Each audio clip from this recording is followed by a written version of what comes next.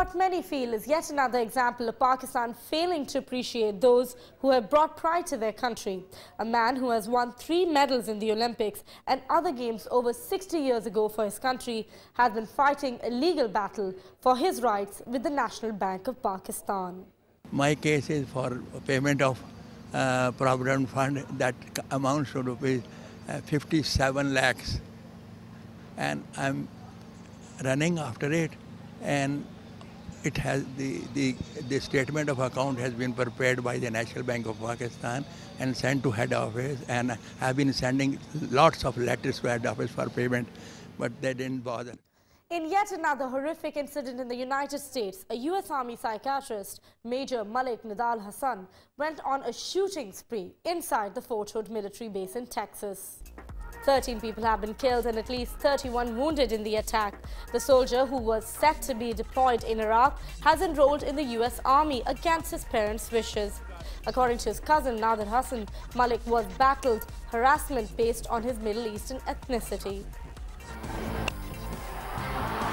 Well, I don't think any of the Australian bowlers have been spared. India's batting maestro Sachin Tendulkar has managed to break the 17,000 run barrier in one-day international cricket. Tendulkar added more runs to his impressive one-day internationals run total by scoring a mammoth 175 against Australia in Hyderabad. But his performance was not enough to win India a match. Amazing feat. With bomb blasts and other terror-related incidents occurring with increasing regularity in Pakistan, the managers of television channels have now decided to formulate a policy to govern their coverage of such events. All the channels have agreed to edit out footage which shows dead bodies or badly injured people. Channels decided to put greater importance on verifying breaking news and alerts. They also agreed to exercise extreme caution when covering any incidents involving hostages. On Friday, another high-ranking officer of the Pakistan Army was attacked. Unknown assailants opened fire on the brigadier in Islamabad's G11 sector. The brigadier and his driver were wounded in the attack. And now for this week's developing story. The Army claims to have made significant progress over the last week during Operation Rahe-e-Najat in South Waziristan. On Saturday, the 31st of October, security forces surrounded the key militant stronghold of Sara Roga. On Sunday, the siege of Sara Roga continued for the second day. Around this time, our senior correspondent Zahir Shirazi visited the area of Kochkai, the hometown of Hakimullah Masood. Perhaps this battle is the mother of all battles. The reason obviously is that how these trained militants have dug up these tunnels and complexes inside their residential houses, and they tried to resist the security forces, but now the security forces have managed to take control of the Kotkei village. We will be moving through this tunnel. It is a bit dark here. This tunnel is 500 meters long.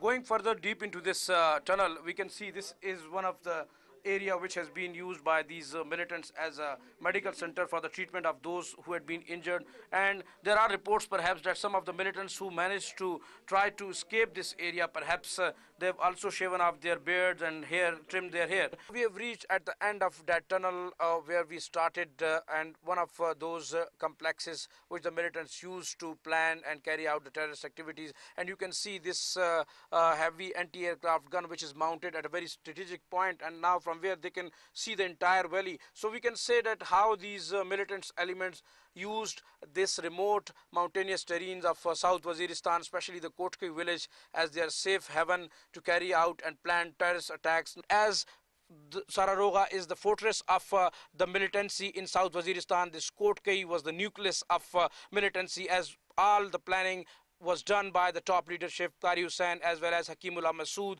as their hometown, and most of those terrorist acts which were carried out throughout the country were planned in this very much village. Zahir Shirazi, Dawn News, Kotkei, South Waziristan Agency. The next day, security forces claimed to clear the important Taliban stronghold of Kaniguru. In a major development, Dawn News also discovered on Monday that some of the weapons seized by security forces were manufactured in India. Arshad Sharif looks at this involvement. These soldiers are manning the mountaintops here on the Jandola-Sararoga axis after the military launched what the officials describe as the mother of all battles here in South Waziristan Agency. Militants from different backgrounds had made South Waziristan as their base. And the weapons they possess originate from as varied a source as the backgrounds of the militants. Senior military officials say the weapons recovered from South Waziristan have markings of different countries, including the United States, China, Russia and India. This cache of weapons was recovered from the militants in Sherwangi area in South Waziristan. This is lot 2007. And they are brand new, recently given. किसी जगह पे इसके किसी जगह पे कोई ये plastic gun 82 mm. This is a Russian one. This is Russian. Pakistani military officials are surprised to find weapons, some of which are in the use of Indian military and some even bearing the US markings. We had rockets and hundreds of rockets.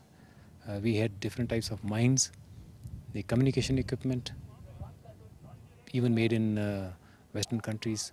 But precisely if I have to mention where these belong to a certain country, it is difficult. Difficult it is, especially in any guerrilla warfare, where the strategic interests of different players are at odds with each other. Arshad Sharif, Dawn News, South Waziristan. Tuesday saw the crucial Sararoga area of South Waziristan secured by Pakistan's armed forces. Come Thursday, Ladakh fort fell to security forces, and Friday saw the troops advance into Makeen, a large part of which is said to be clear now.